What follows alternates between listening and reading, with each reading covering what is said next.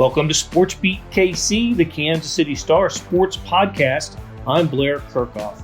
It's been a couple weeks, but we're back to talking Chiefs with beat writer Jesse Newell and columnists Sam McDowell and Vahe Gregorian. The Chiefs are coming off a 2-touchdown victory at the Las Vegas Raiders, a game in which they seem to take care of issues that have been impacting the team the past few games. They scored in the second half. They picked up third and short first downs and featured a wide receiver in rookie Rashee Rice. Also, the Chiefs didn't have a turnover and they kept the penalties down. It all made a difference in one of the more impressive victories of the season. We talk about all that and much more on today's show, so let's get started. Well, we were all a little late today, and the reason that I was late was because I was listening to Melissa Etheridge sing "I Was a Chiefs Long Before They Were Cool." Have you heard that yet? You'll have to get on Twitter and find it. She composed it and performed it on the NFL Network this morning. So, Chiefs superfan Melissa Etheridge, long before Taylor Swift, mind you, with a fun song. It's fun. Do we know if Melissa and Taylor know each other a bit? I think I read somewhere that Taylor Swift was influenced by Melissa Etheridge in her music. So one of her early influences. In her music and beyond, apparently. That's right. So very cool. Very cool. You guys realize we haven't talked for this podcast since a couple of days after returning from Germany. So we missed the Eagles game, and now we're picking it up after the Chiefs beat the Raiders on Sunday as they prepare for the trip to the Green Bay Packers this weekend. And there's always something to talk about after a Chiefs game. But when they win a game following a loss, there seems to be even more to discuss. Did they correct the problems of the previous game's decision when they lost the Philadelphia Eagles? Did they find the solutions against the Vegas Raiders, and can they take that forward? So let's start with some of those issues. Against the Eagles on that on that Monday night game, there was some offensive problems. They had the 10-point lead and ended up losing all of that. But the second half scoring woes continued in that game. Those got resolved against the Raiders. Short yardage situations, they seem to be better in the last couple games there. Wide receiver production seemed to have picked up against the Raiders. So I guess it's just a long-winded way of me asking, should we feel confident that the problems that the Chiefs have showed over the last month or so, really, they're 2-2 in their last 4 games. So the problems of the last month, have they been resolved? And Vahe, let's start with you, since you're last in, first on. Okay. Well, look, I would say this. What we saw against the Raiders certainly beats the alternative. And if you're kind of looking at the continuum of the season, you'd say the Chiefs repaired some things, got better. The measure of that, of course, will be the staying power, especially the staying power as you get on into the postseason. But the catalog of things that have been going wrong, virtually all of them were done better against the Raiders. Now, a lot of that has to do with quality of opponent, and a lot of that also could be intermittent. But I think you'd say you like the way the Chiefs looked coming out of that game, better than you felt coming out of the Eagles game. And I guess that's about as far as I'm willing to go. I think better got better, and the whole measure that's going to be whether that is extended through some harsher environments coming up. Tell you, I thought the Eagles game, I don't know, maybe there was a hangover or some impact from that effort. They carried into the Vegas game. They're down 14. Chiefs are down 14-0, and could have been more, but the Raiders missed a field goal, like a short field goal. So their first 3 possessions went touchdown, missed field goal, touchdown. Meanwhile, the Chiefs punted away their first two possessions. It could have been a 17 or 21 nothing deficit for the Chiefs, possibly, but it wasn't. And that missed field goal actually was, I forgot who wrote it. Was it Sam or maybe Jesse? One of you guys tweeted it. It was the best offensive play for the Chiefs in the first quarter was Carlson missing that field goal. But what do you think, Sam? With it, the Chiefs righted the ship quickly, but I still a little alarming the way they came out in that game on Sunday. Yeah, I mean, it was, but look, I mean, the Chiefs have been who they are for 11 games now, so I'm going to need to see probably more than one day to consider everything fixed. But there were, several things within the game that I thought were encouraging, because I've as much as anybody, I feel like I've been talking about their lack of downfield passing game, and kind of thought it might be that would get them going. And instead it was just the short chunk plays over and over again. And, they didn't complete a pass that traveled more than 20 yards in the air. And so that's the type of stuff that is going to be required moving forward. So, the thing I wrote up to the game was I just thought they executed all the easy stuff. And it's been pretty glaring that that's what's not been executed. And some of that is, Blair, you wrote about it today. Jesse, I know you've got something additional coming on it, but short yardage was the most simplest of calls. It was just a bunch of the easy stuff that I just think hasn't been there for them. I will push back a little bit on the opponent driven, because the Raiders have a better than average defense this year so far. And even their pass defense was, I think, 13th going into that game on DVOA. And I think now it's dropped to 15th, but the Raiders have not played terribly this year. So I do think it's probably more encouraging than it would be against most Raiders teams. But yeah, I mean, the $1 million question is whether or not this is going to last. And I still am going to side with the fact that, they've played a double-digit amount of games that haven't looked like that one. Yeah, the caveat with that, Sam, I think we want to throw in there is that 13th DVOA is probably with Max Crosby fully healthy. And even talking to MVS after the game, he said that they got some defensive looks from the Raiders where he felt like they were being a little bit more cautious because they didn't have their star on the front end where they could rely on him to create the pressure. So we'll at least throw that a little bit of caveat in there. But that's the best we've seen the Chiefs look offensively. And it got back to what we saw from them last year. Short plays, continue to get 6 or 7 yards. But I think one thing that we do have to highlight, maybe one thing that is different that I've seen the last couple of weeks, is the interior run blocking. And, you look at the PFF grades, and Creed Humphrey and Trey Smith both have basically numbers that they haven't seen since last season. Especially Creed Humphrey, the last 2 games have been really impressive in there. And it alleviates a lot of the pressure on the offense when you've got a running back in Isaiah Pacheco, who doesn't break a lot of tackles, but seems to get the yardage that's there and has gotten much better with his vision. And now you've got a couple maulers inside, especially Creed Humphrey, where if you feel really confident about getting a yard on 3rd and 1 or 2 or 3 on 3rd and 1, all of a sudden these drives keep going and we start talking about this offense being a lot better. So to me, that might be the best progress of the last couple of weeks. Not that you want the Chiefs to rely only on the running game. We know running's not as efficient as passing is, but when you can extend these drives, we know the Chiefs have to extend because they're not getting those downfield passing plays. Then that's a big part of the offense. That's a big part of scoring points. That's a big part of the Chiefs having so many 70-yard touchdown drives in this game against the Raiders, where we didn't see those in games past. Hey, my caveat to your caveat. This was a Raiders team with a interim head coach in his 4th game, I believe. He was 2-1, so Antonio Pierce off to a nice start, and a quarterback who was starting his 5th game.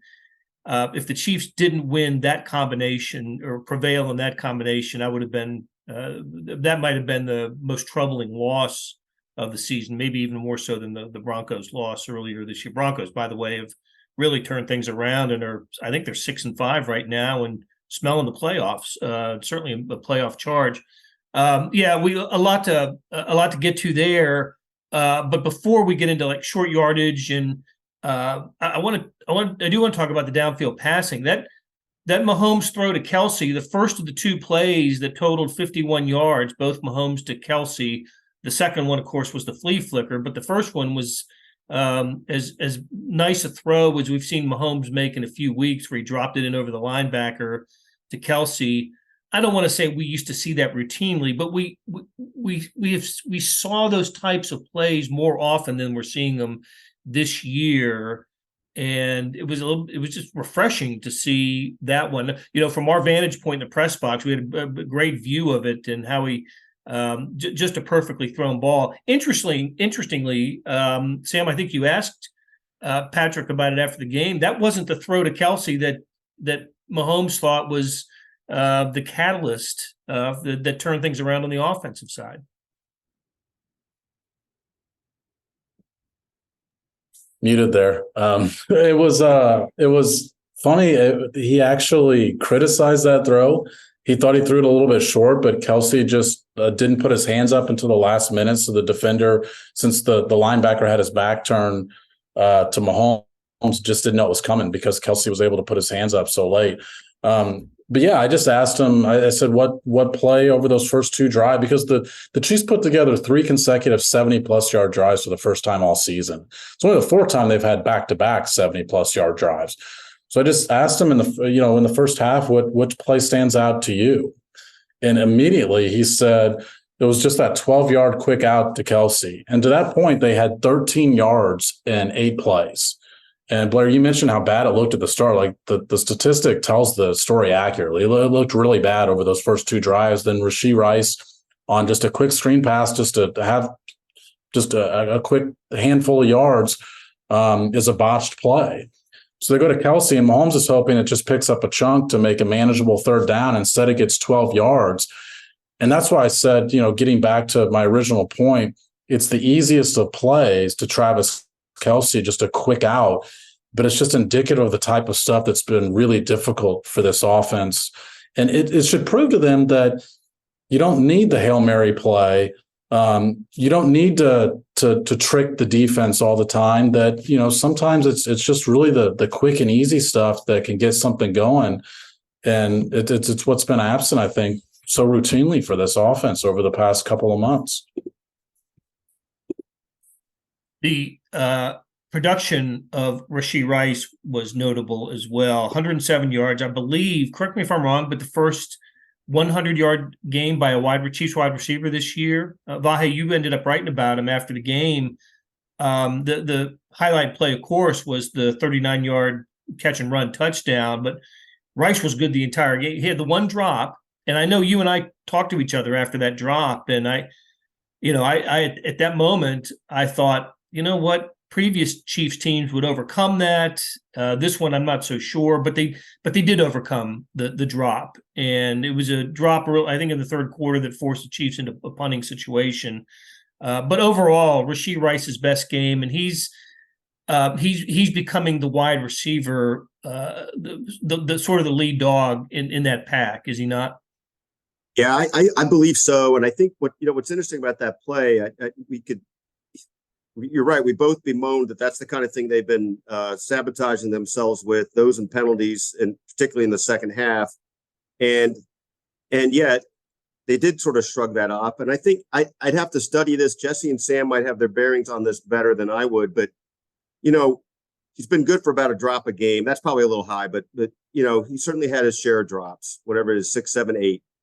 And virtually every time, I think we can point to an example where he's kind of undaunted and goes on to the next. Not only that, the Chiefs are undaunted and go on to the next. So you don't really want to feel like that's part of the DNA.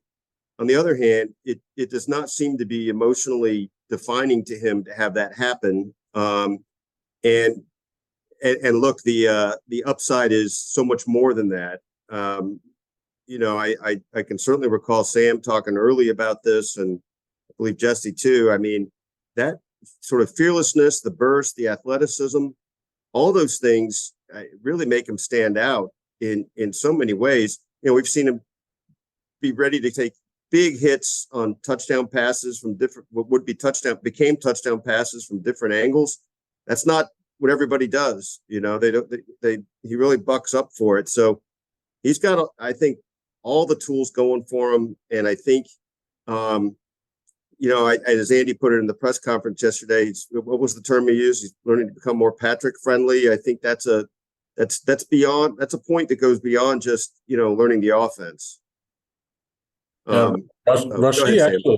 Rashee actually that was only his third drop of the season. Obviously, he had a major problem with it in the preseason. But when I chatted with him in the preseason, he said the most difficult transition from college to the NFL, he phrased this in the postgame against Sunday, was clearing a play, forgetting a play and moving on to the next, because he said the expectation in the NFL is to be perfect.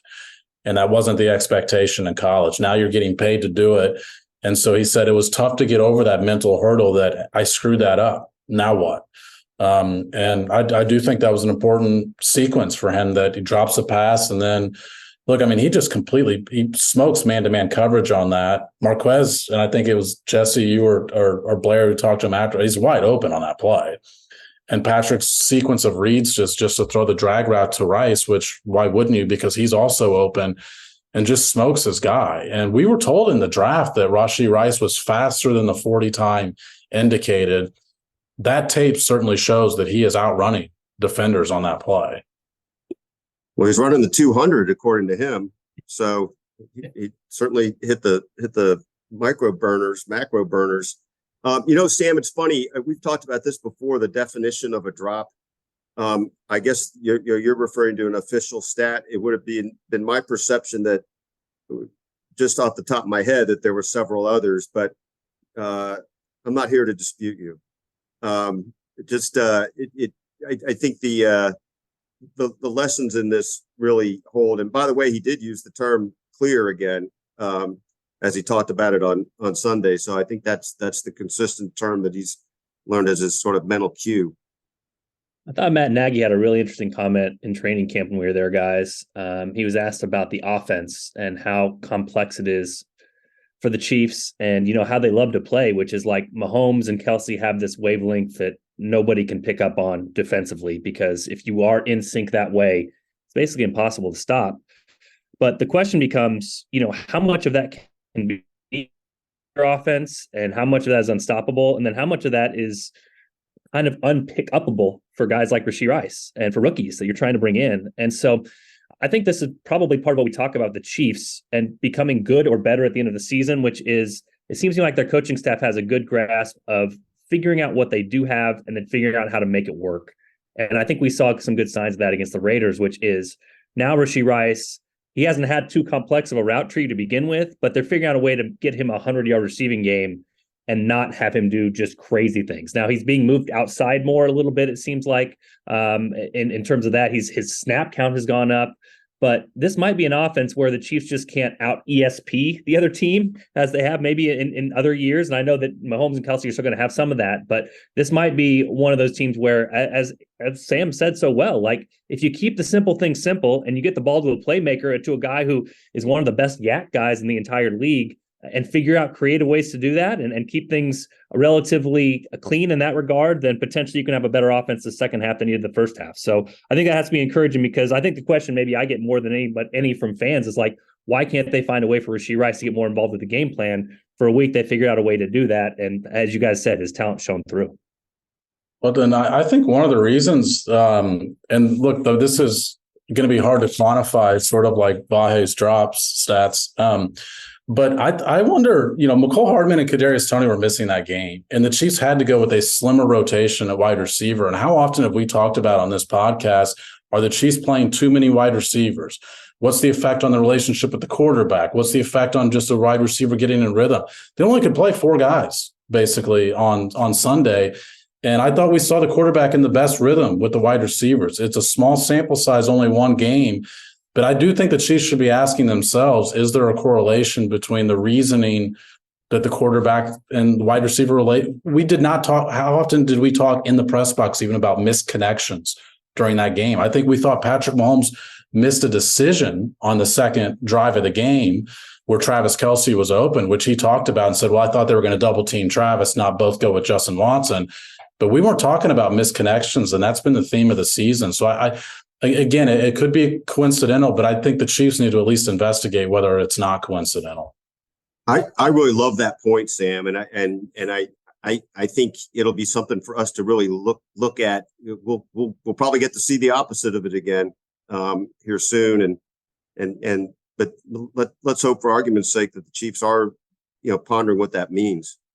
you can understand the inclination to go that way, guys. I mean, if you're the Chiefs and they kind of feel like they can scheme up 7 receivers to become 3 decent ones, that's where you rotate a bunch. That's where you try to get guys in. And it works in other areas. I mean, look at the Chiefs defensive line right now. I mean, they do wholesale subs, and the sum is greater than the whole of the parts. You know what I mean? They really have had success there. So again, it might just be sort of one of those things, trial and error, and you go out the rest of the season and figure out what works. But what happened on Sunday did work for the Chiefs, and the offense did look a lot better than it has in previous games.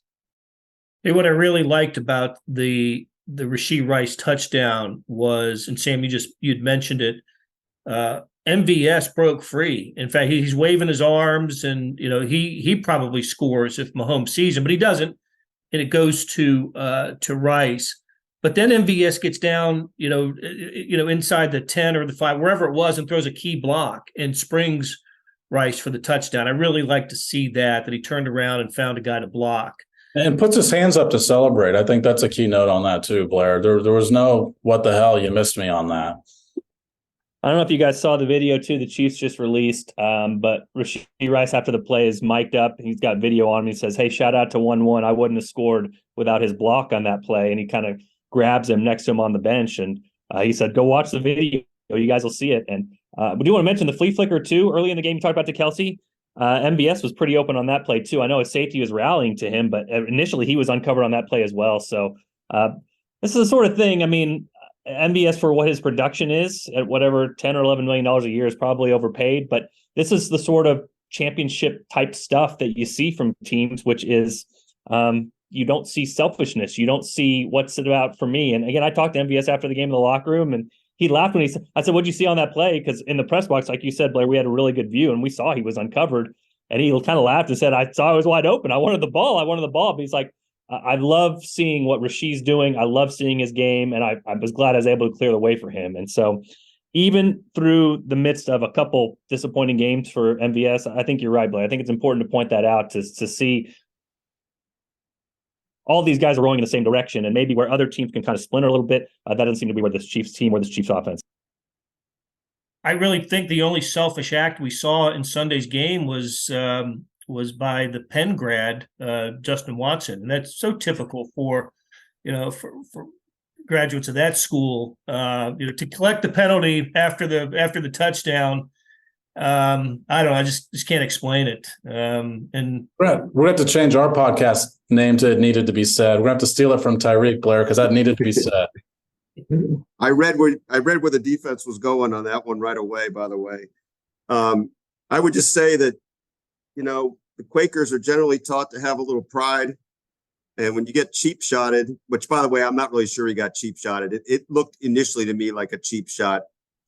Certainly, it was pretty rough, and he just showed what we used to call a little pepper and go.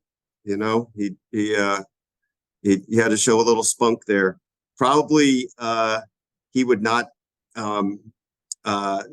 advise himself to do that. It was probably not taught that way in college. But it's funny. I thought Andy's reaction to it yesterday was kind of interesting. It seemed like Andy wanted to not completely rain on it, right? He wanted to make the point about it. He liked the emotion. He liked the response. He kind of understood where the response came from. But you can't have that penalty, and that's just the bottom line. You can't have that penalty. I wonder what he said though. I spoke with him. What did he say? No, we actually didn't ask him about that. We were asking him all about the other plays. But is it Robert Spillane, I think, at 41? Right. From being around the Chiefs locker room and hearing some of the chatter from them, he was using some very, very creative trash talk in that game, to the point I think some Chiefs had never heard to the type that he was giving. So I'll be interested to maybe reinvestigate this as the Chiefs get another rematch with the Raiders here. But it does sound like this was not a one-time incident. The Chiefs, this was kind of a chatter thing in the post-game locker room about what 41 was saying. And look, and all credit to Watson, who after getting, waylaid, gets back up and finds a little space, and Mahomes sees him for the touchdown. So it was a heads up play. I just thought he probably must have said the magic words. We'll need to find out what he said, but he just stayed there he lingered a little too long. I think if he had just had a, quick, take that sort of response, he wouldn't have gotten flagged. And it turns out Harrison Butker, continuing his unbelievable season, put the kickoff to about the 5, kicking it from the 20, and the Raiders, it foiled the Raiders' kind of thoughts in the last, end of the half offense. So all's well that ends well in that situation. Yeah, Blair, you can get as nerdy as you want, like me and Sam sometimes do with football, but how many times those guys talk about playing complementary football? And when the defense didn't start off well, the offense picked him up. When MVS is wide open and he doesn't get the football, he throws a block. When Justin Watson gets that penalty, you think the momentum might go back to the Raiders. Harrison Butker booms a long one, and Jack Cochran makes a huge special teams tackle. So, yeah, for a game, that's what we saw from the Chiefs. We saw what they would refer to in the locker room as complementary football and guys picking each other up. And that resulted in a pretty impressive victory at the end of the day. One of my other conclusions from this game was, and I couple it with the Eagles game the previous week, Chiefs had no turnovers Sunday against the Raiders. It was only the second game this year where they didn't have a turnover. Minnesota game was the other one. They had 2 big ones against the Eagles, both in the end zone interception and then the Travis Kelce fumble in the red zone. I think if the Chiefs play a clean game against the Eagles, they end up winning that game. They end up padding their lead in the second half and beating the Eagles, which, who have the best record in the league and in the NFL. And then they have one of their, turns out one of their more impressive victories this season over the Raiders when they don't turn the ball over. Penalties were low too. We joked around about Watson's, but and Juwan Taylor had his penalty or 2, but for the most part, flags were down. I guess I'm still of the belief when the Chiefs play clean football, and maybe many teams can say this, but when the Chiefs play clean football, I still think they're the best team in the NFL. And maybe the previous 2 weeks prove that. Do I get a hoo-ha on that? I think that the offense has had problems well beyond the penalties and turnovers. Just on a yards per play basis, they've really struggled. Right. I agree with you, Blair, that if they don't turn it over and play a clean game against the Eagles, they win that game. But I would add they win that game because of their defense still. Their defense has put them in new territory to where playing a clean game has, to me, a higher premium than it did in the past because the offense is unable to overcome some of their disadvantages. We talked about it last week, just the 4 of us, like 1st and 20 didn't used to feel insurmountable for this offense the way it has this year. We didn't used to hear them talk about, if we didn't have a false start. It's like a false start. It's a 5-yard penalty. That used to be nothing for this offense. So on a yards per play basis, they've still struggled even well beyond the penalties. And look, you mentioned the Juwan Taylor holding call. They scored a touchdown on that drive. Right. First 2 drives, they did not have penalties. They went 3 and out on both of those. 1st and 20, I think, and got the touchdown. So I'll get nerdy again real quick, and then I'll pass the baton to Vahe. But this is also kind of what goes into having extended drives and why it's so tough to win the way the Chiefs are. They are very unstoppable if they hit the short plays and continue down the field. But there's some of these advanced stats out there that talk about every time you get a 1st and 10, what happens after that? Do you get a first down? Does it end in a field goal? Does it end in a punt? Does it end in a turnover? And if you do that, every time the Chiefs get a new series of downs, they turn over 7% of the time on those. That's actually kind of middle of the road in the NFL. But the problem the Chiefs have is that they're not getting any of the 80-yard bombs. So they are getting more plays. You know what I mean? So with more plays, this is what defenses want. With more plays, you have more chances to have a penalty. You have more chances to make a mistake. And so what we saw against the Raiders is what you said, Blair, which is they have a really, really good offense if they don't have those mistakes. But that's what defenses are trying to do. They're saying, we're going to bank on the fact that through 12, 13, 14 plays, you cannot just play perfect football. And again, the Chiefs played close to perfect football from the 2nd through the 4th quarter. Part of that being because of the red zone success, part of that being because of all those things we talked about. But the turnover rate, if those things go away, the Chiefs offense looks a lot different. And the ones against the Eagles were a little fluky. I mean, are you going to count on your Hall of Fame quarterback to throw it right to a defender when his receiver's open? Not usually. Are you going to count on your Hall of Fame tight end to fumble in the red zone? Not usually. So sometimes those things determine games, and they definitely help determine the game against the Eagles. Hey, I would just add this, and Blair, your point is right to begin with, that probably every team to some degree can say, oh, if we clean this up, boom. But I do think that with the Chiefs, you see what the capacity really is with the way the defense has become and what we know the offense. I still believe what we know the offense can generate, whether it's just a tick or two above this. I think the offense is still better than what this is. I think if you have Travis Kelce and Chris Jones in the opener, probably you beat Detroit. I think if Patrick Mahomes doesn't have the flu, probably they beat Denver. I think these uncharacteristic mistakes, they might well have beaten the Eagles. So I don't know if I'm ready to proclaim that they're the best in the NFL because of the warts that they've got and the self-inflicted things. But I absolutely feel like they should be able to get back to that AFC title game and have a chance to win another Super Bowl. I mean, really, it depends on whether things like this Raiders game are the start of, more of a cleanup, fixing a lot of these little things that are completely fixable. Boom. Well, the next challenge is at Green Bay, and Packers are coming off their best victory of the season, winning on Thanksgiving Day at Detroit, which still leads the NFC North. That was an interesting start to the game. The Packers won the toss, took the ball, and on the first play threw a 50-yard pass to really set the tone, and then they just went on to not dominate the game, but they were in control of that game, and so this will be an interesting challenge for the Chiefs. Jordan Love has been playing better, and it's been the Packers defense has been better in the last few weeks. So good challenge for the Chiefs at Lambeau Field on a Sunday night game, another primetime game for the Chiefs. And we'll talk about that next week on this podcast. So great conversation with Jesse Newell, Sam McDowell, and Vahe Gregorian. Thanks, guys, and we'll do it again soon. That will do it for today. Monty Davis produced the show, and shout out to our SportsBeat KC staff of Randy Mason, Jeff Rosen, and Scott Chasen. Tip of the cap to Sam McDowell, Jesse Newell, and Vahe Gregorian for sharing their insights. Hey, we're still going strong with Morning Sports Edition. I consider the nation's best digital sports page. See what I'm talking about by going to liveedition.kansascity.com. Thanks for listening, and we'll be back soon talking sports in and around Kansas City on SportsBeat KC.